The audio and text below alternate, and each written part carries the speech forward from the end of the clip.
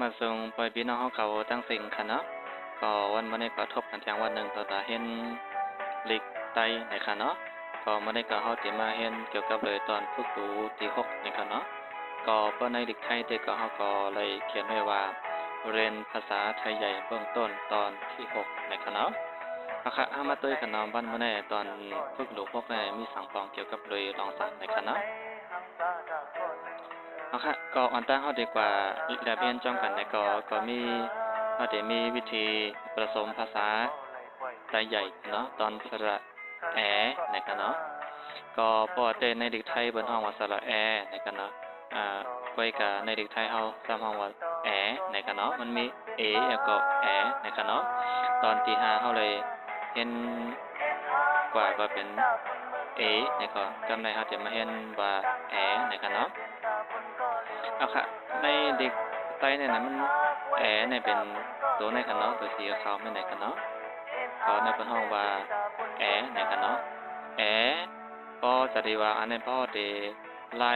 ป้องพอเดป้องในก็อันเนาะใส่ตา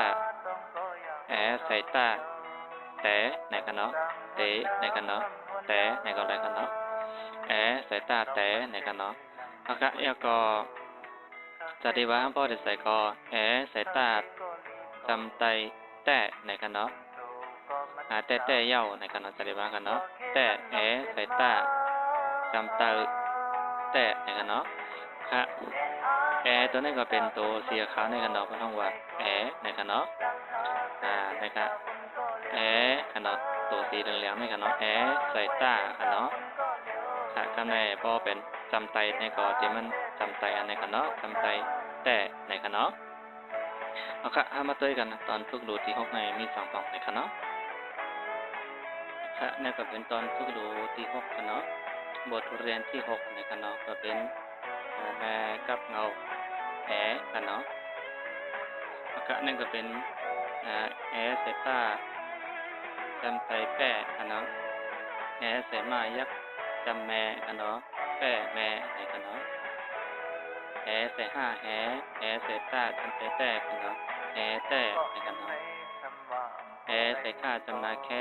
ใส่ค่าจำนาแค่ในกันเนาะแค่ในกัน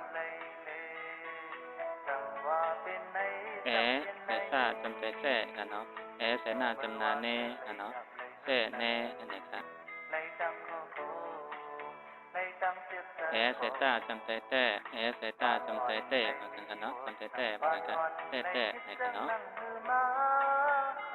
มาเคียจำนามากันเนาะมาเคียห้าเคียหาในก็อะไรกันเนาะก็มันก็มาพบเขาก็ยำบารามาอาหารในก็อะไรกันเนาะก็มาเคียจำนามาในกันเนาะมาเคียหากันเนาะถ้าต่างชาติคันจีจำตีกันเนาะใส่ป้าจำแปะในกันแล้วก็มาหาตีแปะในกันเนาะใส่ป้าจำแปะกันเนาะใส่มายักจำแม่กันเนาะใส่ห้าหน้าเคียยักหนากันเนาะแป้แม่หนาในกันเนาะก็เป็นก้าเคียยักจำกามาส่งปล่อยพี่น้องเขาตั้งสิ่งค่ะเนาะก็วันนี้ก็ทบกันแทงวันหนึ่งต่อตาเห็นลิกไตในค่ะเนาะก็วันนี้ก็เขาจะมาเห็นเกี่ยวกับเลยตอนฝึกดูที่6ในค่ะเนาะก็เปิ้นในลิกไทยเด็กก็เขาก็เลยเขียนไว้ว่าเรียนภาษาไทยใหญ่เบื้องต้นตอนที่6ในค่ะเนาะเอาค่ะเอามาตัวกันเนาะวันนี้ตอน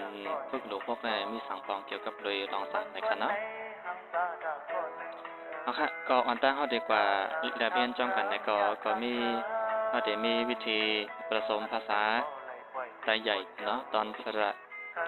ในกันเนาะก็ปอเตในเด็กไทยบนห้องว่าสระ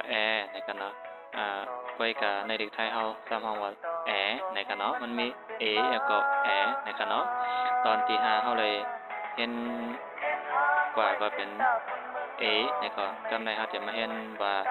ในกันเนาะเอาค่ะในเด็กไตเนี่ยนะมันเนี่ยเป็นตัวในกันเนาะตัวสีขาวไม่ในกันเนาะก็ในเป็นห้องว่าในกันเนาะพอจะดีว่าอันนี้พ่อเด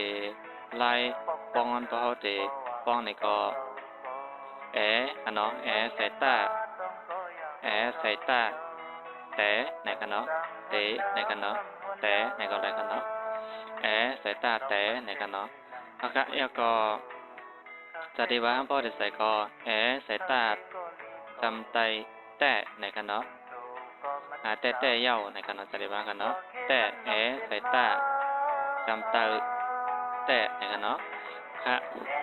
แอตัวนี้ก็เป็นตัวสีขาวในกันเนาะเพราะต้องว่าแอในกันเนาะนะครับแอกันเนาะตัวสีเหลืองๆในกันเนาะแอใส่ตากันเนาะค่ะข้างในพอเป็นจำไตในก็ที่มันจำไตอันในกันเนาะจำไตแต่ในกันเนาะเอาค่ะมาตัวกันนะตอนฝึกรู้ที่6ในมี2ตอนในกันเนาะค่ะนี่ก็เป็นตอนฝึกรู้ที่6กันเนาะบทเรียนที่6ในกันเนาะก็เป็นแม่กับเงาแอกันเนาะเอาค่ะนั่นก็เป็นแอใส่ตาจำไตแป้กันเนาะแอใส่มายักจำแม่กันเนาะแป้แม่ในกันเนาะแอใส่แอใส่ตาจำไตแต่กันเนาะแอแต่ในกันเนาะแอใส่ข้าจำนาแค่แอใส่ข้าจำนาแค่ในกันเนาะแค่ในกันแอใส่ตาจำไตแต่กันเนาะแอใส่หน้าจำนาแน่กันเนาะแต่แน่ในกัน